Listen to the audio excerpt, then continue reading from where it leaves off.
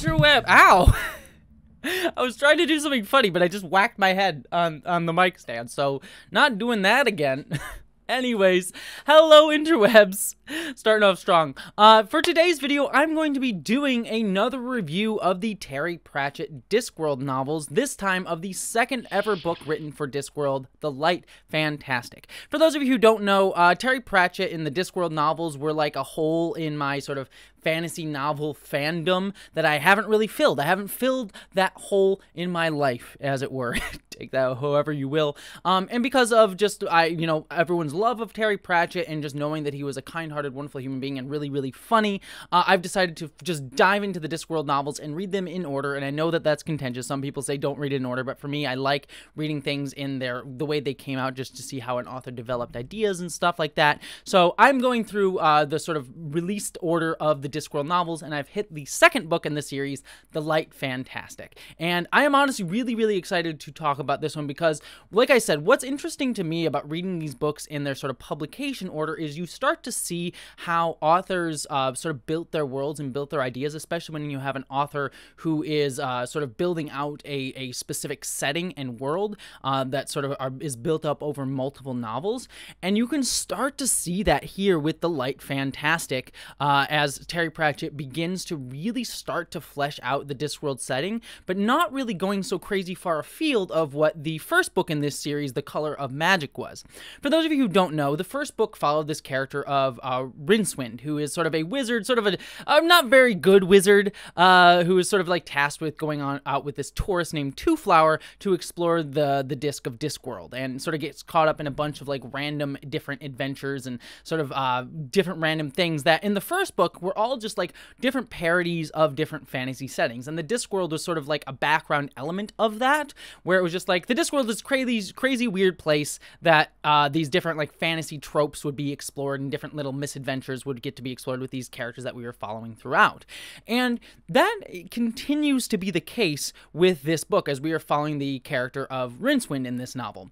And a lot of the stories here, there's a lot of that same sort of stuff where Rincewind and Twoflower and their sentient sapewood luggage, the sort of luggage that follows them around, sort of get into a bunch of different misadventures as they jump around the disc. Like, there's a lot of really different fun stuff they do here. Like, they get caught up with trolls who turn to stone and turn to rock and sort of like get lost in their own rock lifestyle that they sort of lose themselves to, just becoming over rocks, sort of making fun of like the Hobbit and J.R.R. Tolkien and how he built up trolls in his troll mythology there. There's some really wonderful stuff that I really liked in terms of how Terry Pratchett was like, even at the time, this book was released in the 1980s.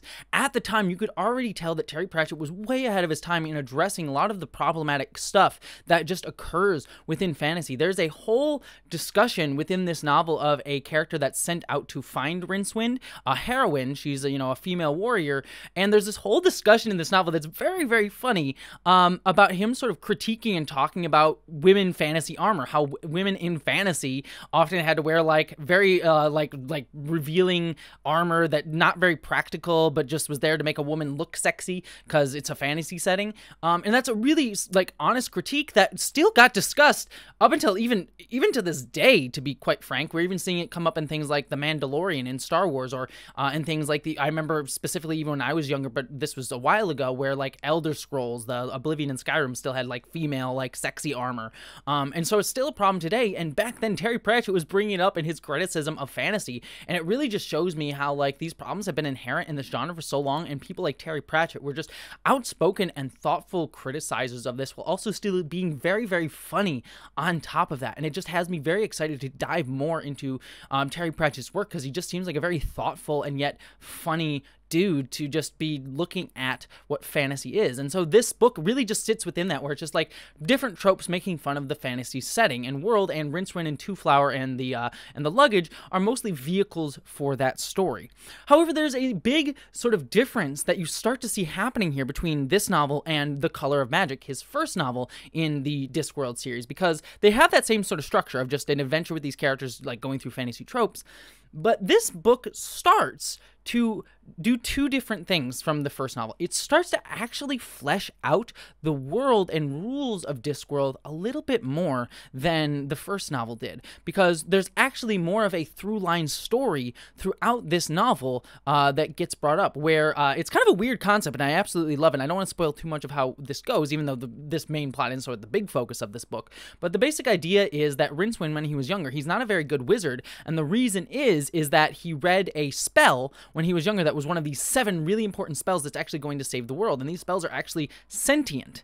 And so he's unable to remember any spells, but he also can't die because the spell is sort of keeping him alive, and the universe is keeping him alive in order to be at the right moment at the right time, in order to say the spell, in order to save the universe at this exact moment with this impending Armageddon, with where the Discworld is heading towards, because the Discworld is on the back of this sentient turtle heading towards somewhere. So and I don't want to spoil too much because part of it's sort of the fun of unraveling the book, but that's sort of the setup, and that's sort of like a longer form story going on in the background of this. But what that starts to set up is we have other characters from around the Discworld, like, that are starting to be interested in Rincewind and trying to come after him. And we start to get building out some of the power structures of the wizards, and the wizard structure here, where there's a lot of backstabbing between these wizards, and you get to sort of start understanding sort of the political structure and scheme of this Discworld. It's, again, not the focus, and it's very, very funny, and yet it also feels like really interesting world building on top of that. And so I'm really appreciating Terry Pratchett, like, starting to do world building, starting to realize that the Discworld is actually a really fascinating setting, and a setting that he would want to invest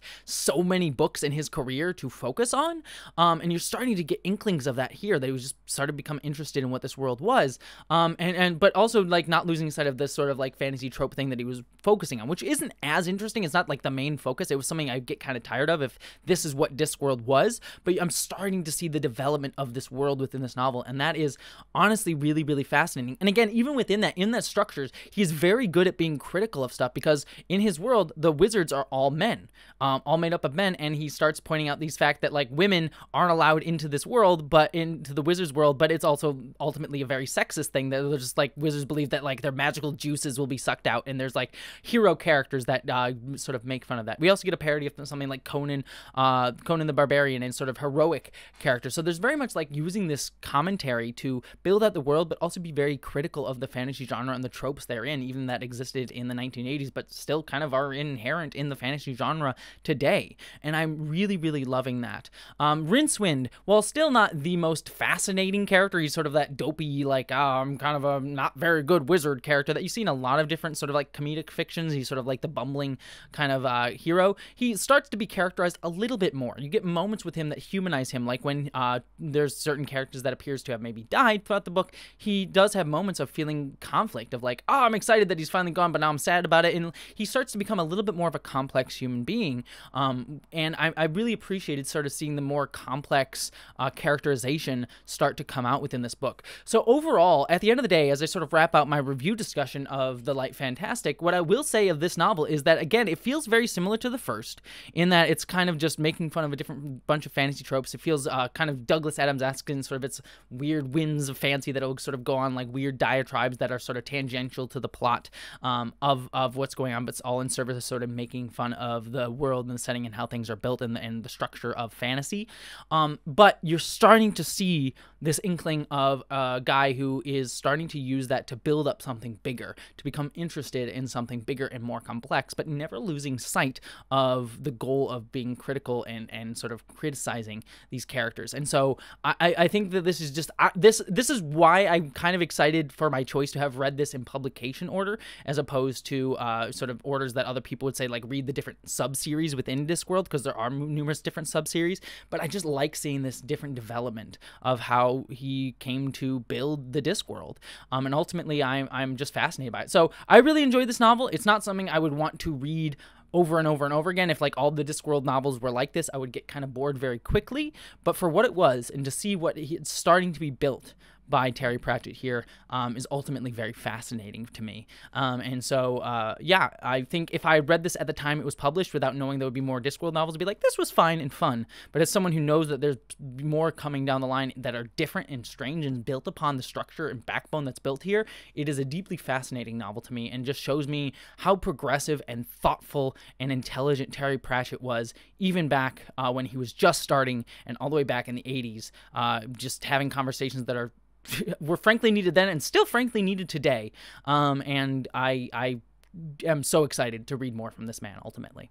But that's my thoughts on the second Discworld novel. I'd love to hear all your thoughts down below. Did you like this novel? Are you frustrated by it? Do you think it's a little bit too old and outdated? Do you think it's more progressive for its time? I'd love to hear all that down below. Let me know what your comments are. But beyond all that, thank you so much for watching, and I hope that you, as always, live long and stay sexy.